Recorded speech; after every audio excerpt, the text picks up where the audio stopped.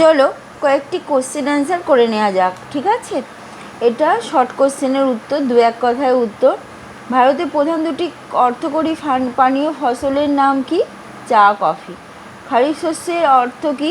বর্ষাকালীন ফসল। রবি শস্যের অর্থ কি? শীতকালীন ফসল। দুটি খারিফ শস্যের উদাহরণ দাও। এখানে ধান, পাট, তুলা, জোয়ার, বাজরা সব বলা হয়েছে। দুটি রবি শস্যের উদাহরণ দাও। গম, যব, আলু। দুটি জায়দ শস্যের নাম লেখো। আউশ ধান, পাট, বাদাম, শাক। ভারতে সাধারণত কোন দুটি পদ্ধতিতে চাষ হয়? রোপণ ও বপন। ICAR এর পুরো নাম কি? Indian council of agriculture research. ভারতে কোন প্রকার চাল বিদেশে রপ্তানি করা হয়? সুগন্ধি, বাসমতি ও গোবিন্দভোগ চাল, ঠিক আছে? আচ্ছা, ধানের পর ভারতের দ্বিতীয় প্রধান খাদ্যশস্য কি? গম। ভারতে প্রধানত কোন প্রকার গম চাষ হয়? শীতকালীন গম। ভারতের শস্য ভাণ্ডার কাকে বলে? করমণ্ডল উপকূল, তামিলনাড়ুকে। ভারতে যে কোনো দুটি রাজ্যের নাম লেখো যেখানে জোয়ার চাষ হয়। মহারাষ্ট্র, মধ্যপ্রদেশ, কর্ণাটক, অন্ধ্রপ্রদেশ। ভারতের যে কোনো দুটি বাজরা উৎপাদক রাজ্যের নাম লেখো। গুজরাট, রাজস্থান, মহারাষ্ট্র, উত্তরপ্রদেশ। ভারতের যে কোনো দুটি রাগি উৎপাদক রাজ্যের নাম লেখো। কর্ণাটক, অন্ধ্রপ্রদেশ, তামিলনাড়ু, বিহার। ও মৃত্তিকার কোন প্রকার খনিজের উপস্থিতিতে চা পাতার সুগন্ধ বৃদ্ধি পায়?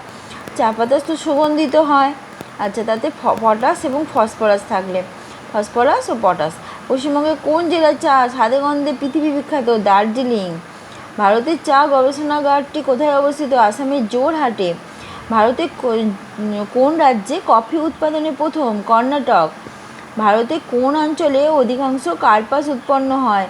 দাক্ষিণাত্যের কৃষ্ণ মৃত্তিকা অঞ্চল। কোন প্রকার জলবায়ুতে আখ চাষ ভালো হয়? আর্দ্র ক্রান্তীয় জলবায়ু। ভারতের কোন অঞ্চল হেক্টর প্রতি কার্পাস উৎপাদনে ভারতে প্রথম? সিন্ধু সমভূমি দক্ষিণ পশ্চিম অংশ, অর্থাৎ পাঞ্জাব, হরিয়ানা। পেশাগত দিক থেকে ভারত কী ধরনের দেশ? কৃষিভিত্তিক দেশ। ভারতে কৃষিতে জলসেচের মূল কারণ কি?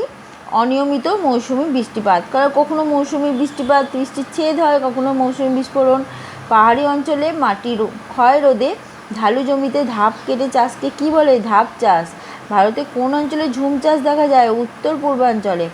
ভারতে ঝুম চাষ জানো কি? ঝুম চাষ হচ্ছে জঙ্গল কেটে সমতল ভূমি বার করে তাকে চাষ করা। ভারতের সবুজ বিপ্লবের সময়কাল কি? 1961 থেকে 1966। ভারতের সবুজ বিপ্লবের ফলে কোন ফসলের উৎপাদন বেড়ে গিয়েছিল? গম। আজকে এই পর্যন্ত, বাই।